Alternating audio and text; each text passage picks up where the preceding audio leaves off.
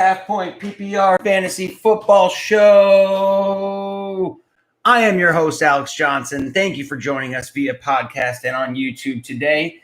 This episode of the Half Point PPR Fantasy Football Show, we're going to be talking about our top 150 player rankings, tiered out so that you can organize them by draft day and you can know exactly where your guys are in their tiers and when to reach and when to wait for the bottom of tiers to take players. And then we're going to take a humble look at ourselves in the mirror and make the case for players that I'm maybe wrong about. So thanks for joining us today, and let's jump right in to the recent news. Man, how good does it feel if you've already drafted Antonio Gibson? Darius Geis gets cut. Adrian Peterson gets cut. We were getting Antonio Gibson in less than 24 hours ago in rounds 8 and 9. Today, in the drafts that I was in, Antonio Gibson is going in round 4. That's just how fickle the market is. Fantasy gamers always overreact on the high upside talents, and the older guys in decline on the opposite end of the spectrum. So finding a balance is tough. Following the right people, like for example, like John Paulson from 4for4 or Chris Harris from Harris Football, they're older guys. They've been doing this a long time. So they typically err on the side of veterans and safety. Davis Maddock and Pat Kerrane, they're young bucks. They love young talent and speed. So listen to both sides of the arguments and make your own judgments on how hard you want to target these rookies that we've been beating the drum for all summer here on the Half Point PPR podcast, like CeeDee Lamb, Antonio Gibson, Laviska Shenault, Cam Akers, J.K. Dobbins, and Zach Moss. And then decide for yourself. Do you still believe in the older guys that are still at the top of the draft lists, that you see a lot of the more old school guys continuing to draft in the 4th and 5th and 6th round, like Todd Gurley, Chris Carson, Melvin Gordon, David Johnson, AJ Green, Julio Jones, Odell Beckham, Gronk. I mean, that's some name brand recognition right there. Out of all those players I just listed, really the only one that I've been taking is Julio Jones from that group. You know, perhaps I'm wrong about automatically taking running backs in the first 18 picks. We've talked week in and week out about if in the first round, we're always taking running backs. And then in the first 6 picks of the second round, we're still taking running backs. Perhaps last year was an outlier, though. You know, not many bell cows went down. Those running back 1s and running back 2s delivered. Derrick Henry delivered from the round 5 spot. A lot of running backs we rode to championships. Taking wide receiver early means you have to hit on those late round handcuff running backs and bet. You're betting on injuries to RB1s and RB2s. Hey, this might be a good year to do it in the age of COVID, right? Last year was a historically bad season for wide receiver 1 scoring, with the exception of Michael Thomas. So when do you want to quench your RB thirst? At the top of the draft, where the bust rates are much lower, or in the middle rounds where the opportunity cost is less and you really need to hit on your lottery tickets? So what are we going to do with this recent news? Leonard Fournette is on the Tampa Bay Bucks. Here's what we're going to do. We're just not going to draft any Bucks or Jags running backs. I mean, I liked Ronald Jones in the 6th before this. Now I feel silly for my Ronald Jones shares. I would still take him in the 10th, but I mean, it's just so congested back there. I think Ronald Jones is a better talent than Leonard Fournette, and he is the starter. It's his job to lose, and it's not like Leonard Fournette is a great pass blocker. He's not. He let up a lot of sacks in Jacksonville. Now, you could say that's Jacksonville. They're just going to have a lot of sacks, but they didn't take Leonard Fournette for his pass blocking ability. They took him for more depth on the bench. And unfortunately, we have to sing a sad song for our boy Dare Ogunbowale, who was cut from the Bucks today after they signed Fournette. In Jacksonville, the 3 running backs are Raquel Armstead, Divine Ozigbo, and Rockford, Illinois' finest, James Robinson. Raquel Armstead, everybody thinks is the starter. I've been seeing him go in 7th, 8th, 9th rounds of these drafts. He just got COVID for the second time. He hasn't been with the team at all this summer. Divine Ozigbo is really slow, but he's a grinder. and he had a good career in Nebraska.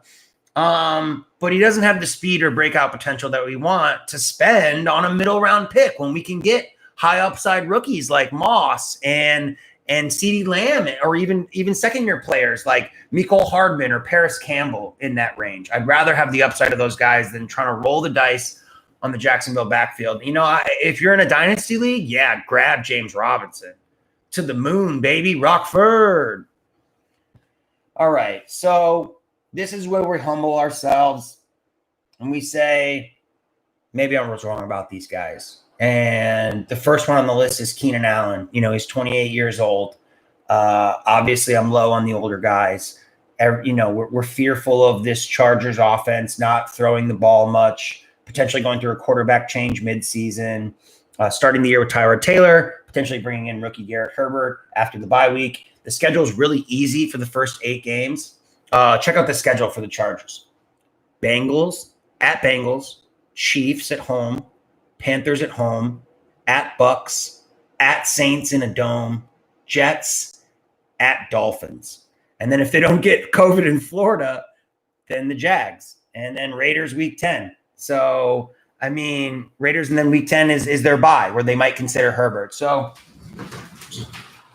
it's a good schedule. And Tyrod Taylor's projected for 25 touchdowns. Mike Williams is hurt. The only other receiver is Joe Reed, who's a special teams guy turned wide receiver. There hasn't been much buzz on rookie KJ Hill. And Rivers threw 20 interceptions last year. He had a 3.4 interception percentage. Tyrod Taylor simply has to match his career 1.5 interception percentage to deliver value to those Allen owners here. Rivers he didn't get sacked very much because he got the ball out quickly, which led to more interceptions. He had the 5th lowest time to throw last year in the NFL. So Rivers needed to get the ball out quick, which means, and their offensive line didn't get any better. So Tyrod's going to have to do the same thing. So look for Tyrod to throw a lot of quick passes to Austin Eckler and Keenan Allen. Keenan Allen is going as the wide receiver 24 at the end of the 5th round, 11th pick, after Cortland Sutton, before Hollywood Brown. He goes after David Montgomery, trash. He goes after Kareem Hunt, DeAndre Swift, Cam Akers, Raheem Mostert, Devin Singletary. I've been typically taking Kareem Hunt and Antonio Gibson and Cam Akers in that range. But if I'm at the 11, 12 spot at the end of the 5th and they're gone and I need a floor receiver, I might take Keenan Allen instead of taking Hollywood Brown's ceiling. I might do that. I've been taking a lot of Hollywood Brown, but I'm going to think twice about it now after digging into these stats. Aaron Jones. I don't think I have him on one team. Yeah, I don't. He's the RB14. He's going at the 207 behind Josh Jacobs, Kenyon Drake, Tyreek, Austin Eckler, Julio Jones, Nick Chubb. He goes before DeAndre Hopkins, Godwin, Evans, and the quarterbacks. And right kind of at that start of that running back dead zone where James Conner goes at the beginning of the 3rd. So, the price is right at 19 overall for Aaron Jones. He had 16 touchdowns last year. He had 8 the year before. So we can set a safe median projection at 12 touchdowns. That's 290 half-point PPR points. He was the RB2 last year. Zeke had 284. Obviously, Christian McCaffrey had the most with 413. They did draft A.J. Dillon, but maybe A.J. Dillon redshirts his freshman year in the NFL. And, maybe in Aaron Jones's last year on his contract, they just pound the rock with him. And he could deliver value. He definitely has a higher touchdown upside than Josh Jacobs. He has a higher touchdown upside than Nick Chubb. He might have a higher touchdown upside than Austin Eckler, and he's going after those guys. And he catches balls. So if I start with Barkley or Zeke from the 3 or 4 spot and it comes back to me, and the receivers that I like are gone, and Aaron Jones is the last running back in that tier, I might think about pulling the trigger. Might do it. I've had a blind spot for Aaron Jones this summer, and shame on me because a lot of people won championships on the back of Aaron Jones last year. Deebo Samuel. I love Deebo. I'm a dynasty owner, but I've been fading him all summer because of the surgery, and now he's healthier than Brandon Ayuk, and he has more time under his belt in this offense with little competition for targets, with continuity at the quarterback position, offensive coordinator, the things that we're looking for in the age of COVID. So, yeah, everyone's scared to press draft on him because he has the O next to his name on whatever platform you're using for out. But maybe there's some value there with Deebo Samuel. Another guy that I've come around on that I was wrong on, a month or two ago is Phillip Lindsay. We thought that he wasn't going to catch balls. We thought that he lost the job to Melvin Gordon. Remember, John Elway paid Melvin Gordon $16 million. Vic Fangio didn't. Melvin Gordon's going at the 308 in the running back dead zone where we're smashing wide receivers. I'd rather have DJ Moore, Allen Robinson, Amari Cooper, Adam Thielen, Kenny Golladay, all over Melvin Gordon where he's going right there in the third round. And his ADP hasn't been affected at all by all the recent news of him not adjusting to the altitude well, getting his ribs banged up, Phillip Lindsay being an MVP of camp and putting on 15 pounds of muscle.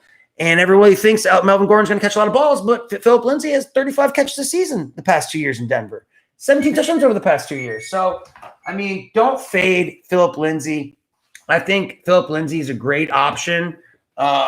If you've already taken 2 high upside running backs or 2 rookie running backs, say you start CEH and Jonathan Taylor or CEH and Antonio Gibson, go grab Phillip Lindsay as your third running back and get that floor. He's like the running back version of Jamison Crowder.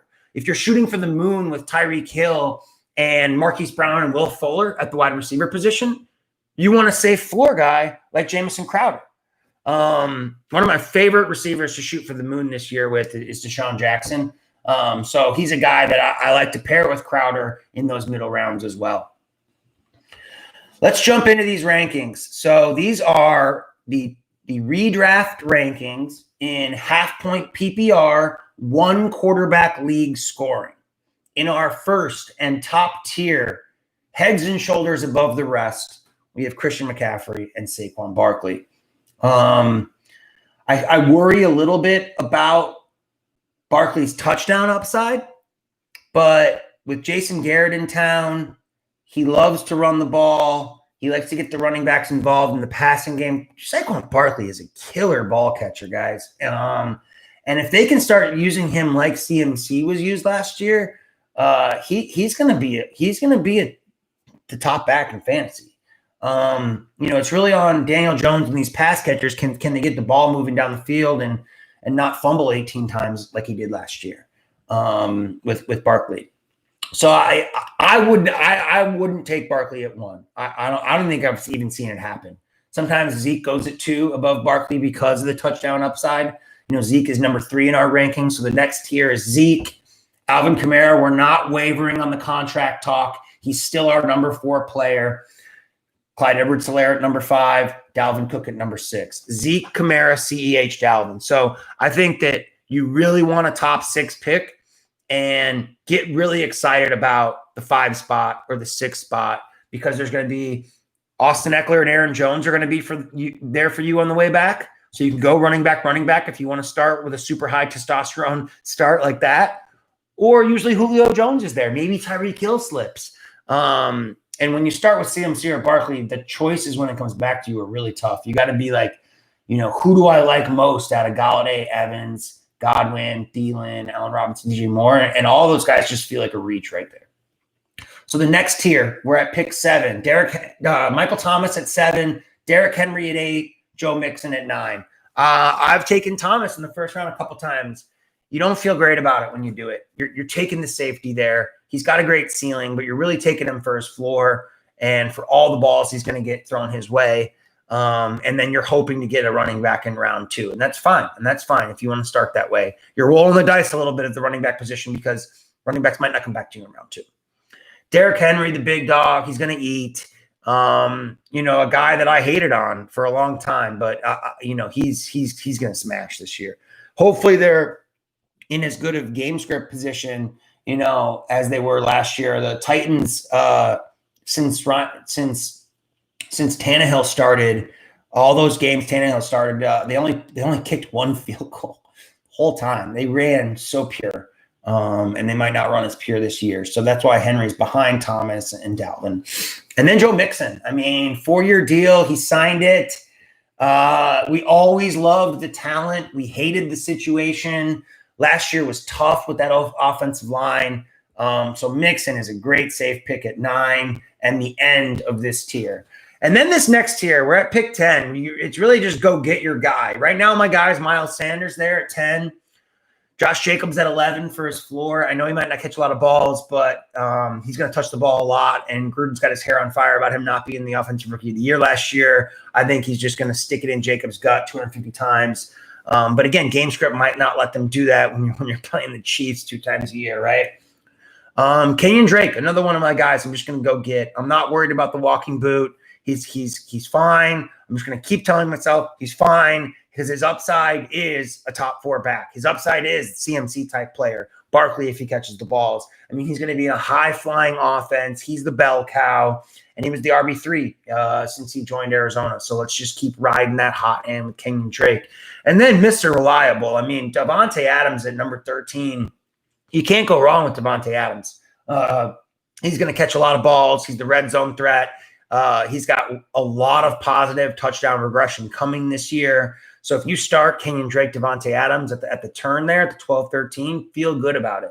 It's not all about getting CMC this year. You can make a good team from every single spot in this draft if you just go into it strategically and you think about what's going to be there for you in the second round, and you have more of a holistic approach to your draft, like we've been talking about, of starting running back, going receiver, and then in round 6, going back to running back and taking one of those high upside guys like Akers, Dobbins, Gibson, Kareem Hunt, and then going back to receiver. Usually you can get Tyler Boyd there in the 7th round. Sometimes Michael Gallup falls. Will Fuller's there in the 7th round. And then in round 8, you maybe start to get frisky, start looking at your tight ends, start looking at your quarterbacks, and you're off and running. But that is how you want to start your drafts this year. Number 14, so this next tier. So the last tier was Miles Sanders, Josh Jacobs, Kenyon Drake, Davante Adams. This next tier is Nick Chubb, Tyreek Hill, Julio Jones, Travis Kelce. Nick Chubb could win the rushing title this year. He's got upgraded coaching, upgraded offensive line, upgraded defense, projecting for better game scripts. You know, the fact that Vegas has the Browns odds at 8 wins is just crazy. The same amount of wins as the Chicago Bears. Are you kidding me? No, the Browns are going to smash the over. I took that bet a month ago. BetRiversOnline.com. So Nick Chubb, solid pick. Not going to catch many balls. Not going to win you a league, but he's a solid pick there at 14. If you already went Josh Jacobs at 11, or Miles Sanders, or Mixon, or a receiver like Adams or MT, you know, I like that pairing. Tyreek Hill, I mean, the sky's the limit. I mean, the sky's the limit with Tyreek Hill. With a full healthy season of Patrick Mahomes, he wasn't healthy last year. My only fear with Tyreek is game script. You know, maybe the Chiefs don't need to chuck it down the field to Tyreek Hill. You know, I feel like they're just going to be blowing teams out this year. That's why I'm buying all the Clyde Edwards-Helaire and all the Darrell Williams I can, because I think the Chiefs are going to be playing from ahead. And we know that every Chiefs touch is worth 1.2 fantasy points per touch. And we know that there's 25 up for grabs. So just do the math yourself. And maybe they just don't need Tyreek. Maybe it's more Kelce stuff over the middle. And there's some injury concern. But again, if you've already got a solid, rock solid, you know, bell cow running back, go take Tyreek. Shoot for the moon, boys. All right, at 16, it's still in this tier as Julio Jones. I mean, Mr. Reliable. The Falcons are going to be passing a lot, dome games, Matt Ryan, consistency in the offensive coordinator. You know, he's just one of the best ever. He really is. And you know, speaking of one of the best ever, Travis Kelce, right? At 17, at the end of this tier. So after Kelce, my heart kind of sinks. You know, if Chubb, Tyreek, Julio, and Kelce go off the board and I'm up next, I'm like, shit, I got to reach for somebody, right? And you know, I'm taking Austin Eckler there at 18. So the next tier is 18 and 19. It's 2 players. It's Austin Eckler and George Kittle. You know, Kittle's obviously a tier below Kelce. Eckler's obviously a tier below Chubb, Drake, Jacob Sanders. Because he might not get the goal line touches. He might lose them to Josh Kelly. He's not a traditional running back. He gets used as a receiver. I know that he's just super jacked and posting shirtless pics But it doesn't mean that he's going to change his running style or the way that the Chargers use him. I think he's going to be lining up in the slot a lot, which will be great. I think Eckler is a nice, safe pick. He's going to touch the ball a lot. He's safe. I just fear that the ceiling isn't there like it was last year because I feel really good about Josh Kelly, rookie running back. George Kittle, he's the number one ball catcher on the team. He's just the number one ball catcher on the team. They don't throw the ball much, but other than Deebo and Ayuk are banged up, it's going to be the George Kittle show, and he's got a lot of positive touchdown regression coming. He played through like 8 injuries last year, especially down the stretch, especially that Green Bay game. He was a monster in that game, and he was hurt the whole time. So be nice and confident in taking George Kittle towards the end of the first round at pick 19. This next tier is tough, man. So at number 20 now, the next tier is Aaron Jones, Mike Evans, Kenny Golladay, Lamar Jackson, Patrick Mahomes, DJ Moore, and Adam Thielen.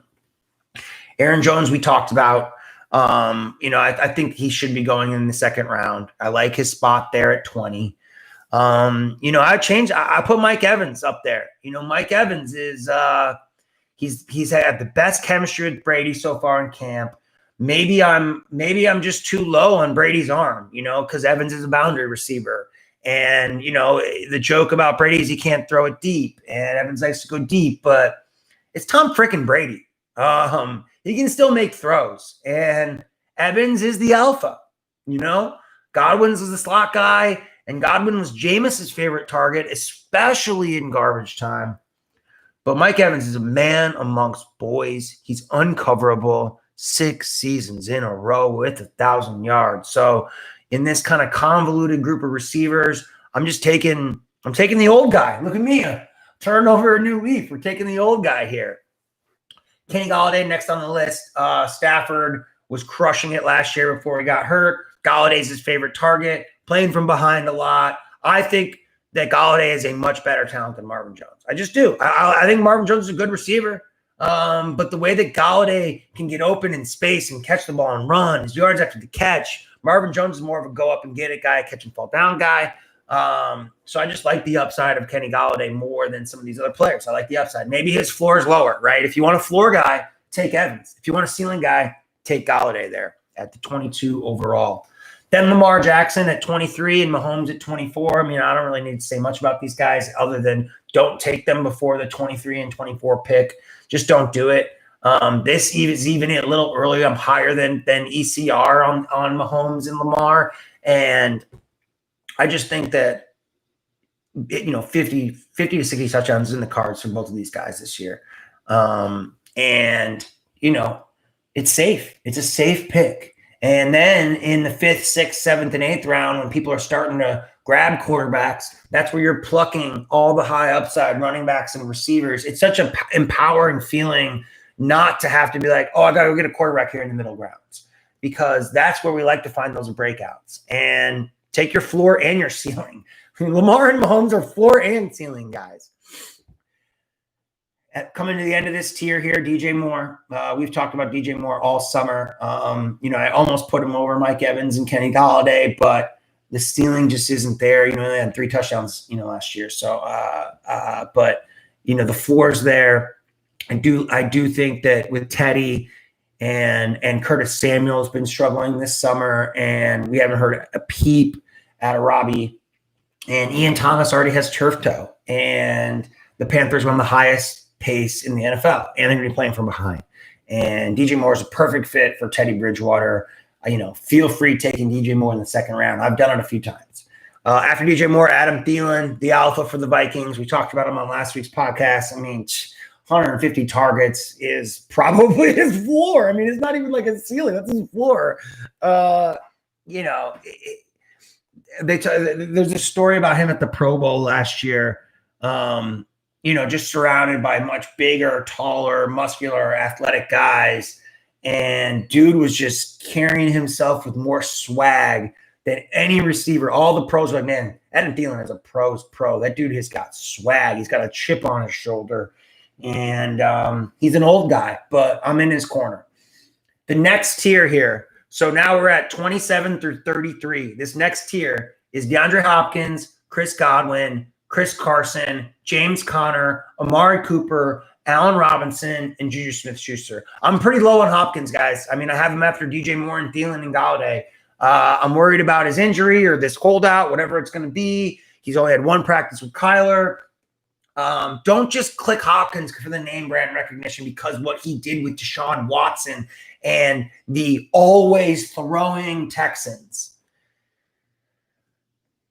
Just don't take DeAndre Hopkins this year. Trust me. You'll thank me. You'll thank me. You'll say, Alex, thanks. I didn't take Hopkins and he stunk. And you're going to be sitting there with DJ Moore, Adam Thielen, feeling pretty good about yourself. Chris Godwin right after Hopkins. This is where I got Godwin. You can't disrespect the God too much. He's Chris Godwin. He's got the yak. He's a great route runner. He's a big target for Brady, but he might lose some of those targets over the middle to the tight ends. Chris Carson and James Conner. I mean, if I'm going to take – I still haven't taken them. I own two of them in a dynasty league, so I'm still rooting for them. But I haven't drafted them once. I know that for people that like to start receiver, those are their targets. So those, zero running back guys, they're both the bell cows in their offense. Their coaches love to give them the ball, and they catch balls, and they're the red zone threat. So that is the recipe that PPR Fantasy Football looks at for when we draft our running backs. They're getting to be old guys, though, and they're both injury prone. So I'd rather take a reliable receiver like these next guys on our list, like Allen Robinson, Juju Smith-Schuster, Amari Cooper. I mean, Amari Cooper's already banged up, so that's a little scary. But in what's going to be quite possibly the second best offense in the NFL this year, he's a wide receiver one for them. You can't just fade him. You can put him behind Thielen and DJ Moore and be a little smaller on him than consensus like I'm doing, but I can't completely fade Amari Cooper. I mean, Dak is going to be crushing it this year. And if he gets lined up in the slot, watch out. Allen Robinson, man, I love the player. And I was shamed by a lot of my Bears fan friends for taking DJ Moore over Allen Robinson in like all of our drafts in the third round. And the Bears don't even have a starting quarterback. We're going to stink. We're going to stink. And I just don't really want parts of the Bears offense. So if you want to bet on the talent, you can bet on the targets. He's the red zone threat. He's a great player, but the Bears are going to stink. Man, it's going to be tough. Juju, other people have Juju higher than 33 overall. He's at the end of this tier of Hopkins, Godwin, Carson, Conner, Cooper, Robinson, Juju. I worry about Chase Claypool. I worry about Deontay Johnson. I worry about James Washington. Eric Ebron's been crushing it all summer.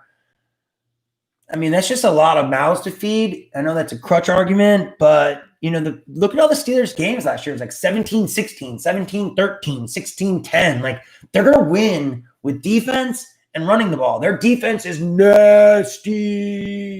They're not going to be chucking it like the old Steelers back when Juju and Antonio Brown were both top 15 receivers that won Juju's rookie year. It's just a different team now. Ben's a different player, and I don't like betting on Ben's health. So a lot of times if Juju's there and it's Juju as the best receiver on the board in my rankings, I just take this next player instead. I take Jonathan Taylor, number 34 on the list. This next tier is Jonathan Taylor, Odell Beckham Jr., Mark Andrews, and A.J. Brown. I love this tier. These guys are explosive, ceiling guys. Jonathan Taylor, that's why we fade the running backs before them, the old guys. We'd rather take Jonathan Taylor, but still, a third round price is pretty, it's pretty pricey for a rookie who, has two running backs there that aren't bad. But this is just a pure bet on talent, situation, schedule, the offensive line. I just love Jonathan Taylor. And if he's my second or even third running back, I'm feeling really good about my upside, especially during weeks 13 through 16 for that playoff push when these rookies are really, really going to start to become league winners for you guys. Odell Beckham, man, he's done and said all the right things this summer. Jarvis was hurt with the hip, but he's back now. This is really just a fade of the passing volume for the Browns this year. I think they're going to control the clock. I think it's going to be a lot of Nick Chubb and Kareem Hunt. They have 2 tight ends that are viable too, and Austin Hooper, David Njoku. They also drafted a really good upside tight end.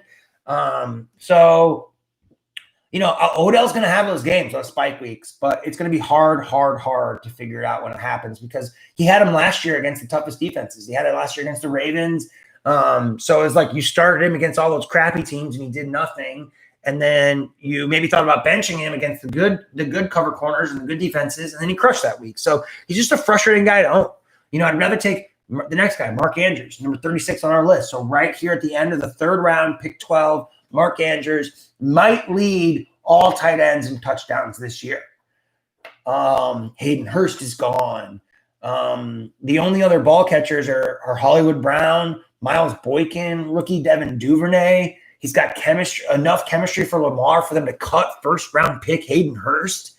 Mark Andrews, man, and he's going to work through the diabetes and COVID, and he's giving himself his injections every half hour, and he's committed to this season. So there's no reason to fear about Mark Andrews delivering as a possible tight end 1 this year in the last pick of the 3rd round.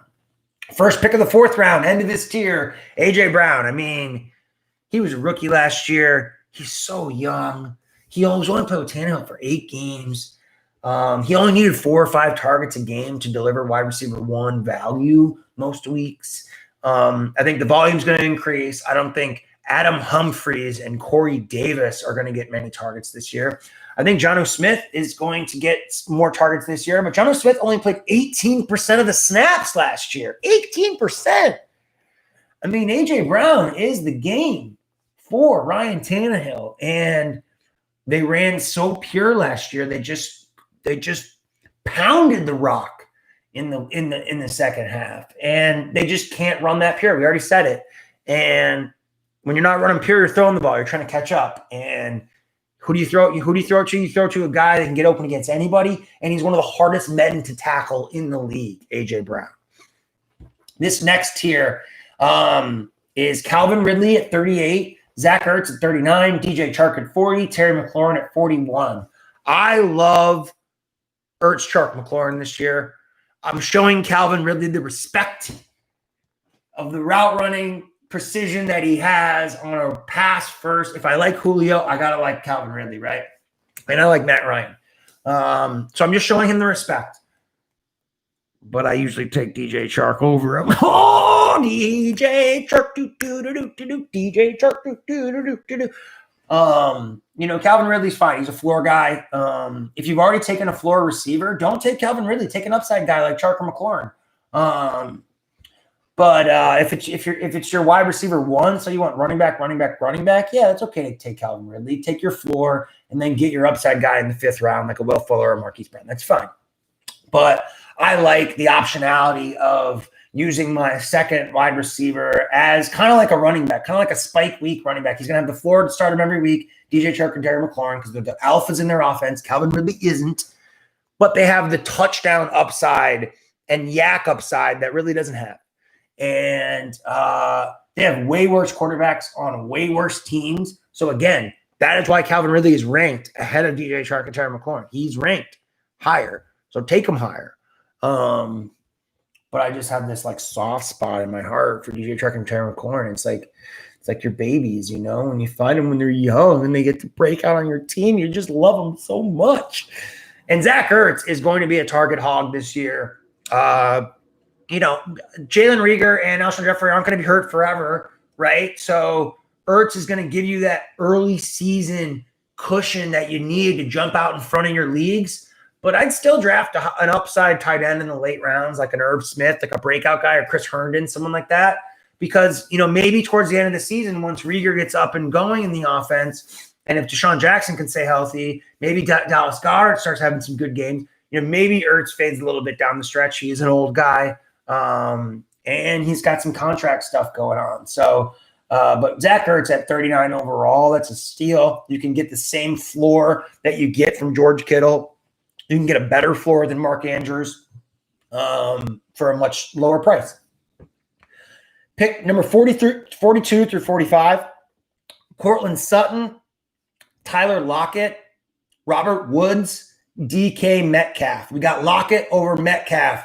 We're the boomers in the room. We're the old guys. We're taking the proven veteran. We're taking the precise route runner. We're taking the chemistry with Russ. All those storylines, whatever you want to use. He's just the better receiver right now. He's just the better receiver right now. DK Metcalf is going to be a much better receiver than Tyler Lockett, but he's 22 years old. He's got 1 year in the NFL. I love that he went to Mexico with Russ this summer with their families and they worked together. I love all these things. I love all these storylines. I think it's hilarious that him and Pete Carroll took their shirts off when Pete Carroll drafted him. I love all these things, but Tyler Lockett's just a better receiver. So we're taking Tyler Lockett over DK Metcalf, guys. That's how we're doing it. But we're taking Cortland Sutton over both of them. The alpha, we talked about it last week. We don't need to dig into it. But Robert Woods, man, Robert Woods getting disrespected in drafts, especially home leagues. You can get, I have him ranked 45th overall. You can probably get him in the early 50s, in that 5th, 6th round. And that is a floor guy with a little bit of a hidden ceiling because of the touchdowns we think are coming, because of the scheme that the Rams are going to run this year, because of their offensive coordinators, their new offensive coordinators love for throwing in the red zone. Those are all the reasons we love Robert Woods, in addition to Cooper Kupp being Mr. Glass. Now, I haven't been watching Hard Knocks this season, but I hear Van Jefferson just had his breakout episode. Good for him. We've been taking Van Jefferson for the last 2 weeks in best ball. I faded him in dynasty drafts back in May. Shame on me because he was an old guy who's a 24-year-old rookie. But and he was a slow guy because I like the speed, I like the youth. But Van Jefferson is looks like a veteran out there, and so we're just fading Cooper Kupp completely, guys. To get Woods, get Van Jefferson. If you want to pay a high price for a tight end, get Tyler Higbee. I was taking a lot of Gerald Everett, but I'm fearful that Van Jefferson's now going to eat into some of Gerald Everett's targets over the middle, because it means if Van Jefferson's on the field, it means they're running 11 personnel, which means there's only one tight end on the field. We thought they're going to maybe run more 12 personnel, but I think that's been a little bit of a bait and switch from McVay this summer. And I guess the Rams are getting calls from other teams about wanting to trade for Gerald Everett. This just broke 2 hours ago. And the Rams are saying, no, we love Everett. So I like to see that, but, there's some fear there. But what are you paying for Gerald Everett? 19th round pick? I mean, come on. It's free. All right, the next tier is the Uggos plus a couple guys I like. So at 46 here, 46 through 52, Todd Gurley, Melvin Gordon, Keenan Allen. Maybe I'm wrong about him. Maybe we should take another look at Keenan Allen. We just talked about it. Marquise Brown, Hollywood, David Johnson, Michael Gallup, and Tyler Boyd. Gurley's supposed to get between 15 and 25 touches a game, they said this year. I mean, that's an ocean of a standard deviation. I mean, 15 would stink, 25, I'd be wrong, He doesn't look like the same player. He doesn't get in and out of cuts as quickly as he used to. You're chasing volume there, and you're hoping that the Falcons have a good enough run game to support him, which they haven't for the last couple of years. You're hoping the Falcons are playing from ahead, which they haven't been for the last couple of years. So I have Gurley in that same dynasty league with Connor and Carson, team old guys. So I'm still going to be starting him, for those first couple of weeks, but I'm not going to be feeling good about it. I'm really not. And Melvin Gordon, we already talked about. You can get Phillip Lindsay for much cheaper. Hollywood Brown at 49. That might seem early. I know there wasn't much production last year. He was banged up, but everything's pointing the direction of the Ravens throwing more. He's up to 180 pounds. He's been crushing it all summer. He's the alpha on the team. And I'm just betting on the talent. I'm betting on Lamar. I'm betting on John Harbaugh. Those are people you want to bet on with Marquise Brown. David Johnson, he's going to be a volume monster too. At 50th overall, I mean, if you can get him at 50th and you like David Johnson, do it. I have him lower than much people, but I think this is a fair area where I think about taking him. If for some reason I went into a draft super crazy and started with 3 receivers, which I would never do, but if I did do that in that world where we're taking receivers early that will never exist in my life, yeah, maybe I'm taking David Johnson, if I got the thirst. But usually I've quenched my RB thirst by the time David Johnson's going off the board. He's 28 years old. The next David Johnson is actually Antonio Gibson. I mean, it's the same type of profile, receiver turned running back, but he's 7 years younger and he's way faster. So wait around and take Antonio Gibson instead of taking David Johnson. Michael Gallup at 51. Yeah, I mean, it's just betting on the Cowboys offense. He just made an insane behind the head one-handed catch at practice, because one of my friends recently told me he doesn't pass the eye test, and he passes my eye test. He's not Julio Jones out there. He's not Tyreek Hill out there, but he's a favorite target of Dax. And we talked about last week comparing, the numbers to Cooper. Tyler Boyd is a guy that's getting completely different perspective. I have him at 52. Most rankings, he's in the 60s or 70s. I mean, Tyler Boyd with Joe Burrow. I mean, look at what Joe Burrow did for Justin Jefferson. Joe Burrow turned Justin Jefferson into a first-round pick. And now Justin Jefferson is sitting on the bench behind old BC Johnson. That's how well Joe Burrow is going to make his top receivers look. And Tyler Boyd is already the best receiver on the team. He was already the target hog. A.J. Brown is toast. So we're buying Tyler Boyd. We're buying Joe Mixon. We're buying Joe Burrow. We're buying while they're still low and watching them break out on our team. And then we're sitting back and feeling great about it because the game scripts are perfect for the Bengals. Their defense stinks. Burrow has been in sync with the offense all summer, with the exception of some having to scramble because the offensive line has been a little shoddy getting back together, but they got a lot of talent on that offensive line. They just need time to gel. The next tier is it's a bunch of it's 5 of my favorite players and an Uggo. So see if you can guess the Uggo. So we're at 53 now, 53 through 58. Kareem Hunt, Antonio Gibson, Le'Veon Bell, Will Fuller, Mark Ingram, Cam Akers. I mean, Kareem Hunt has league-winning upside. We've been talking about it all summer. He's been practicing with receivers. So even if Chubb gets a lot of carries, which he's gonna get a lot of balls thrown his way, and he might get the money touches in the red zone as well. Antonio Gibson. I mean, this is where I have him now. 54 overall. 54 overall. Antonio Gibson. End of the 4th, early 5th. He's going early 4th, so I'm still not even going as crazy as some other people are. But you know where you heard about Antonio Gibson. You know where you heard about it. Having PPR podcast. So I'm just gonna do it then. I'm just gonna do it because he runs 4.33. He looks like a speed skater out there. He breaks long touchdowns every time he touches the ball. They got rid of Darius Geis. They got rid of Adrian Peterson. They took him in the 2nd round. He is poised for a breakout like David Johnson his rookie year, except there's been more tea leaves for us to read. Stop doubting the youth and get in on Antonio Gibson before it's too late. He's on 70% of my best ball teams. Took him in the 8th and 9th round throughout all of them. Now I can't get him on any of my teams ever again because he's going in the early 4th. But if you can get him in the late 4th, early 5th, do it. Le'Veon Bell, we hate it. 55 overall. I mean, I'm giving him the respect of the volume here. He can catch balls. He's probably going to be the red zone back, but him and Adam Gase have something going on there, and it's not good. It's not good, so I don't want any part of it. Will Fuller, much higher than consensus on Will Fuller, our 56 overall player. He's the wide receiver 1 for Deshaun Watson. He's wide receiver 1 for Deshaun Watson, and if he can stay healthy, he is going to have a massive year. Cam Akers, we love his opportunity. We love his talent. We're a little worried about the Rams' offensive line and the running game. That's why we have Antonio Gibson over him and Kareem Hunt over him. They're in better schemes for how they run and the type of offense that they're going to be around with the lines. But, I mean, Cam Akers, I've been taking a lot of Cam Akers in the 6th round. High upside, ball catcher, red zone guy, all the things we want. Next tier is Dak Prescott as our 3rd quarterback, J.K. Dobbins, Raheem Mostert, DeAndre Swift, Stephon Diggs, Deshaun Watson. I'm not putting Kyler at QB3 like most of these analysts are doing. I don't know. I mean, what were you watching last year? Like, they didn't even run that many plays. They were like middle of the pack in pace. Air raid is just 2 words put together. It doesn't mean that he's going to be throwing for 500 yards a game because he didn't. So don't pass up on Dak and Deshaun Watson, proven entities. All three of these guys can rush, so it's fine. But Dak's in a better offense. Deshaun Watson's more proven. So stop reaching for Kyler Murray. Stop taking him over Dak and Deshaun Watson. It's disrespectful.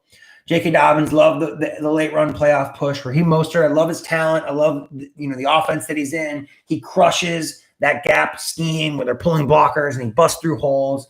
But it's a volume concern. They never made him the bell cow last year.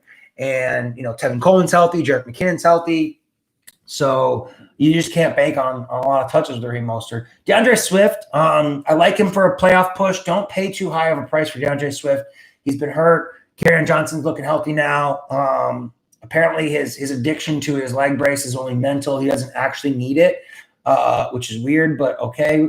And, Stephon Diggs, 63 overall. He is being disrespected, guys. I mean, Stephon Diggs, one of the best route runners in the league.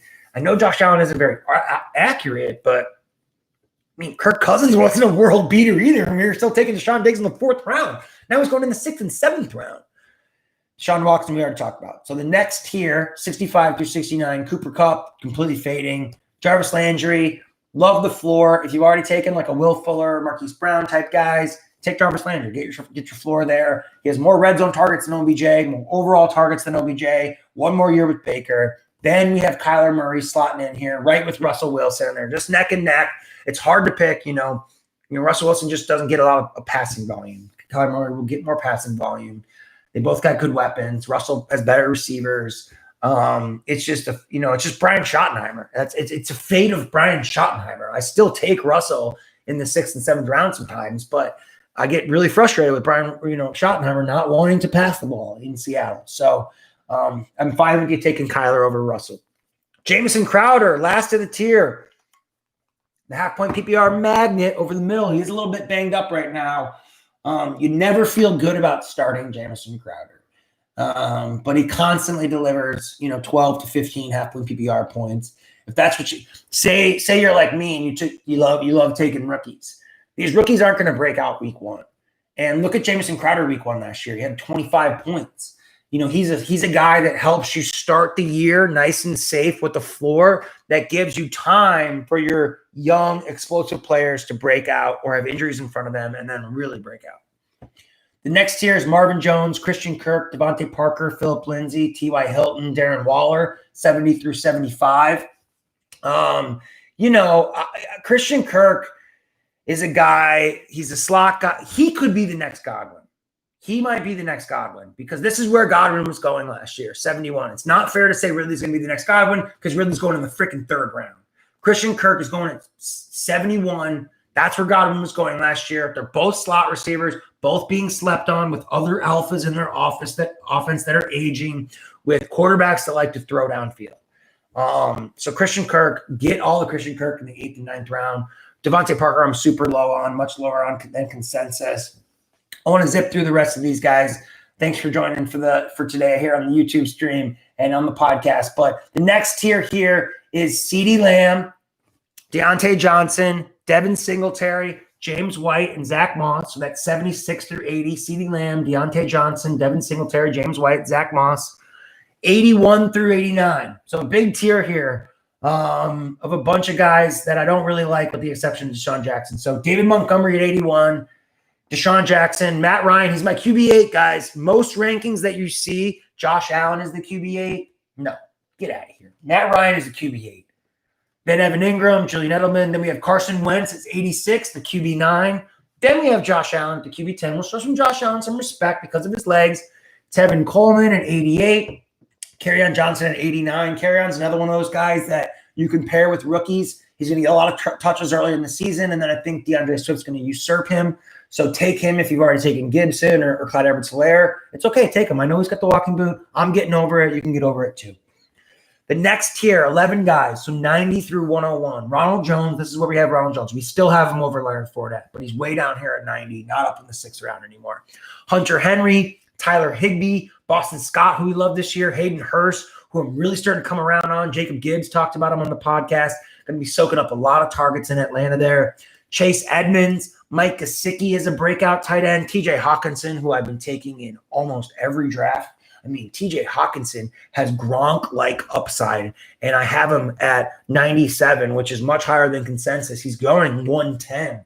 I know that there's injury concern, but that's baked in. Darius Slayton at 98, Jared Cook, tight end for the Saints at 99, Preston Williams, one of my favorite second-year breakout candidates at 100, and then Matt Stafford, QB 11, 101. We got Stafford over Breeze, Cam, Tom Brady. The only rankings that you'll see with Matt Stafford, QB 11, we're all in on the Lions passing game. Half point PPR. The next tier, 102 through 113, John Brown. Don't sleep on John Brown. Don't sleep on him. Take him at the end of your draft. Stephon Diggs is injury prone, and he's got great chemistry with Josh Allen. And he delivered some decent floor for you last year, constantly between 10 and 15 points. He didn't really go over 15 many times, but he didn't go under 10 anytime. So if that's what you need on your roster, you got a lot of high upside guys, take John Brown. Sterling Shepard, he's the second New York Giants wide receiver on the list. We had Darius Slayton up a few spots above. Then we have Drew Brees, Cam Newton, who I love this year, Mecole Hardman at 106. If you're in a deep league, take Mecole Hardman. If you're in a league that only starts 2 running backs, 2 wide receivers, 1 tight end, 1 flex, and you have shallow benches, Mecole might not be the guy for you.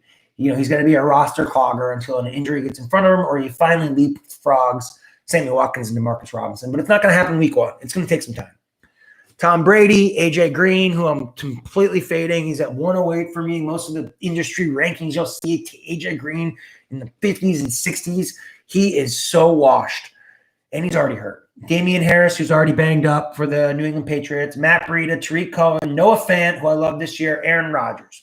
This next tier is a lot of guys. I'm just going to read them off to you. This is the last tier, the end of the 150 ranking, starting at 114. This is just the shoot your shot tier. Figure out who you like in this tier, but this is how I have them ranked. Henry Ruggs, Jonnu Smith, Blake Jarwin, Marlon Mack, Deebo Samuel, Tony Pollard, Josh Kelly, Ben Roethlisberger, Latavius Murray, Duke Johnson, Alexander Madison, N'Keal Harry, Darrell Williams. Don't forget about Darrell Williams. Do not click Damian Williams. Don't be that guy in your draft that clicks D. Williams and you got the wrong one. It's Darrell Williams. DeAndre Washington, you don't take him off your board. He's going to get cut. So it's Darrell Williams. I'm looking at you. You know who you are. At number 127. 128, we have Emmanuel Sanders. 129, one of my favorite late-round targets, the Laviska Shenault. 130, Jared Goff. Then we have Paris Campbell, second-year wide receiver breakout candidate we've been talking about all summer. Jalen Reagor, rookie wide receiver for the Eagles. Brian Edwards, I'm much higher than ECR and Brian Edwards here at 133. Most have him in the 180s. Brian Edwards, wide receiver for the Raiders. Jerry Jeudy, look at that. Keep on disrespecting Jerry Jeudy, putting him behind Brian Edwards. That's what you're going to get here on the Happen PPR podcast. The realest rankings in the game. Joe Burrow, Austin Hooper, Dallas Goedert, Anthony Miller, Darrell Henderson, who's banged up, Daniel Jones, Baker Mayfield. I have Daniel Jones at QB 19. Most have him at like QB 13. What Daniel Jones were you watching last year? I know he runs, but there's a lot of quarterbacks that run. Frick, Joe Burrow runs.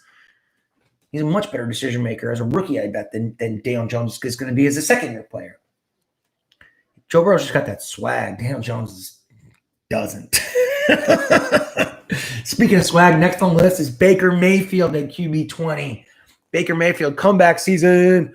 Naeem Hines at 142. Alan Lazard, wide receiver 2 for the Packers, 143. Brandon Ayuk, 144. He's still in our top 150, guys.